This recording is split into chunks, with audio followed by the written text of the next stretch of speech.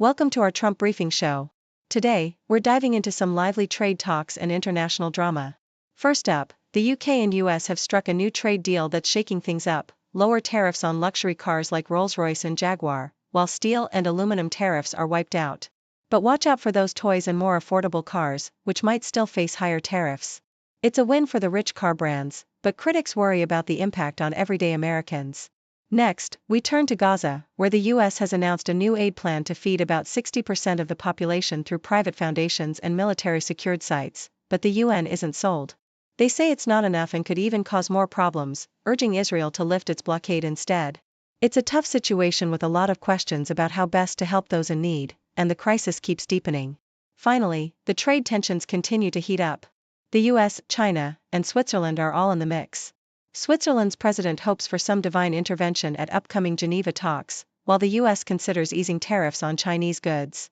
Meanwhile, the US-South Africa relationship is strained over tariffs and political disagreements, but both sides still see value in working together. That's all for today's lively updates. Please continue to stay tuned for more details. Deutsche Welle vividly reports that President Trump's trade deal with the UK is a nuanced dance of concessions, notably slashing tariffs on British luxury cars like Rolls-Royce, Bentley, and Jaguar from 25% to 10%, while maintaining a hefty 10% duty on most other UK goods.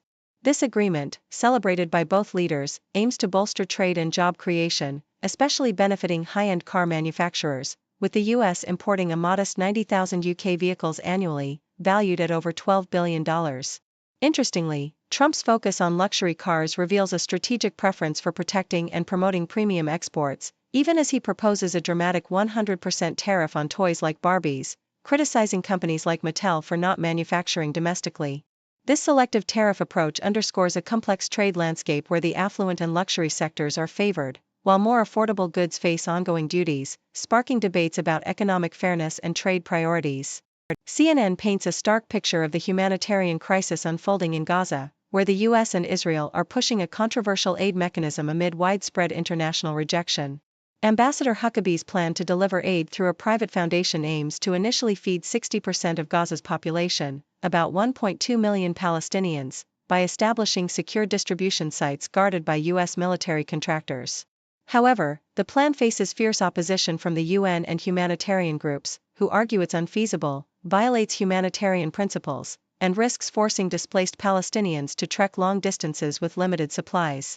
The UN warns that essential supplies are rapidly running out, with medical stocks depleted and vulnerable groups suffering the most, demanding Israel lift its blockade. Despite US efforts to develop a more secure aid delivery system, skepticism persists, highlighting the dire need for a coordinated international response to prevent further suffering amid ongoing geopolitical tensions. Finally, CNN highlights the paradox of Trump's trade policies, where his rhetoric about protecting American consumers clashes with his actions favoring luxury imports. The US-UK trade framework, for instance, lowers tariffs on the first 100,000 UK-made high-end vehicles, including brands like Rolls-Royce and Aston Martin, while maintaining higher duties on more affordable, mass-market cars. Trump's boast about helping luxury carmakers contrasts sharply with threats to impose a 100% tariff on toys like Barbies, which could drastically increase prices for American families and stifle toy imports. Critics, including billionaire backers like Ken Griffin, condemn tariffs as regressive taxes that burden ordinary Americans and foster crony capitalism by favoring certain industries. This intricate web of trade decisions reveals a pattern where the wealthy and luxury sectors benefit disproportionately, raising concerns about economic inequality and the long-term impacts of such protectionist measures on everyday consumers.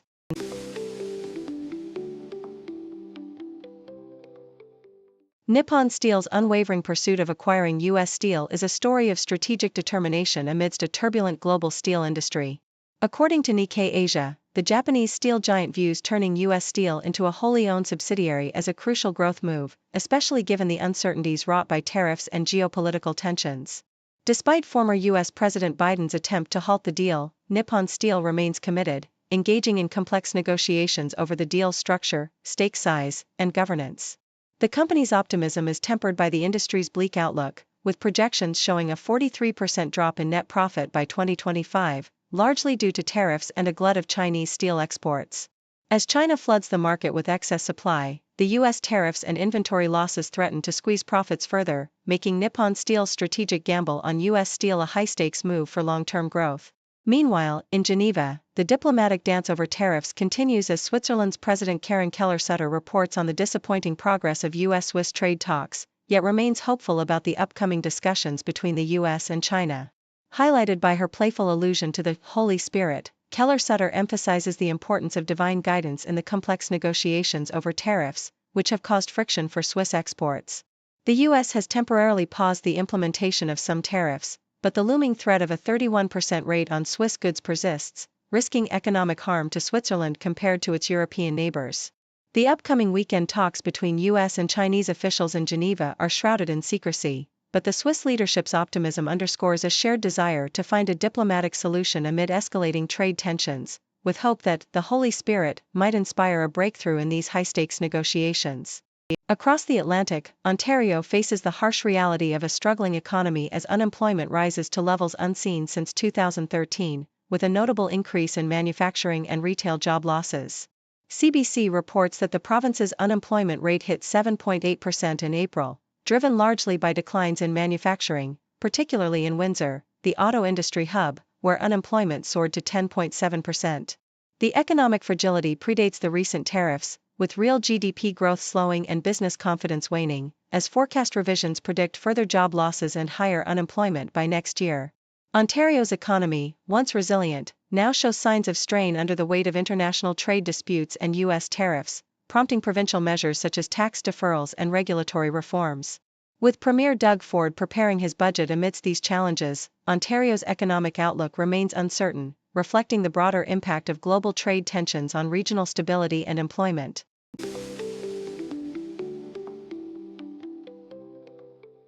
Fox News reports a startling live incident where commentator Cameron Kinsey fainted mid-discussion about President Biden and Kamala Harris, sending shockwaves through viewers and the network. As she struggled to maintain her composure, Kinsey suddenly lost consciousness and fell from her chair, prompting immediate concern and a commercial break. The show's host, Jonathan Hunt, quickly reassured the audience that Kinsey had regained consciousness and was receiving medical attention, emphasizing her well-being and expressing hopes for her swift recovery.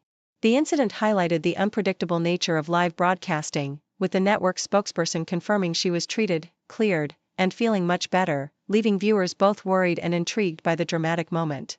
Nikkei Asia details Mitsubishi Motors' strategic response to the U.S. tariffs imposed during the Trump administration, marking a significant shift for Japanese automakers.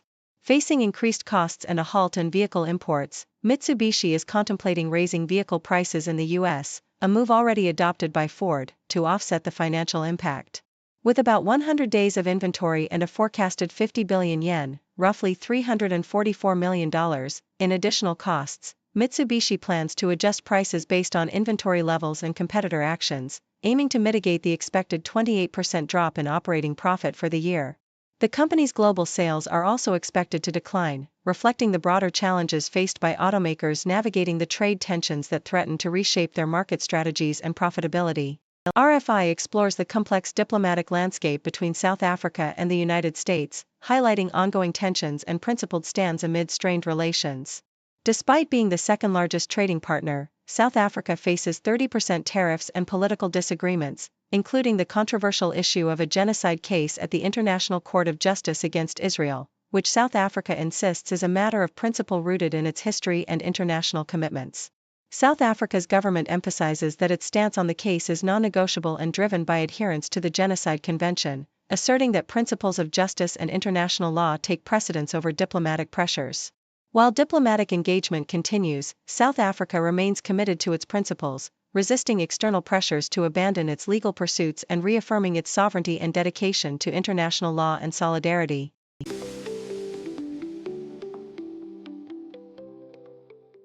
Yahoo US reports that California Governor Gavin Newsom is actively engaging in a strategic media campaign aimed at challenging President Donald Trump's tariffs, notably by airing a new 30-second ad on Fox News, Fox and Friends, a move designed to grab Trump's attention and appeal directly to conservative viewers. In the ad, filmed against the backdrop of the Port of Oakland, Newsom proudly highlights California's recent rise to become the world's fourth-largest economy, crediting this achievement to his state's efforts to reduce trade barriers and deliver benefits to American consumers. He warns that Trump's tariffs threaten to slow the influx of goods, potentially causing empty store shelves during peak shopping seasons like back-to-school and Christmas. The ad boldly asserts that these tariffs punish families and jeopardize America's economic leadership, with Newsom claiming, "We're the ones leading it." This marks a shift from Newsom's previous cautious approach during Trump's early presidency, reflecting increased frustration over tariffs, which he now criticizes as an existential threat to California's economy. The governor has also challenged Trump's authority to impose tariffs unilaterally through a lawsuit and has called for a federal partnership to support the film industry with incentives, although his efforts to engage with conservative media, including inviting polarizing figures like Charlie Kirk and Steve Bannon to his podcast, reveal his strategic aim to influence a broader political audience. Thank you for tuning in. The content above showcases the latest briefing reports and analytical synopses, thoughtfully curated by the 6Do team. These insights stem from a wide array of reputable media outlets, think tanks, government sources, and specialized experts worldwide. We encourage you to explore these sources for a comprehensive perspective. Keep in mind that while the content may not always align with the official standpoint of 6Do Brief, it's not meant to be taken as absolute directives for decision-making. Comprising seasoned media professionals, learned scholars, and accomplished scientists, the 6Do team embodies a trailblazing, fully independent media entity.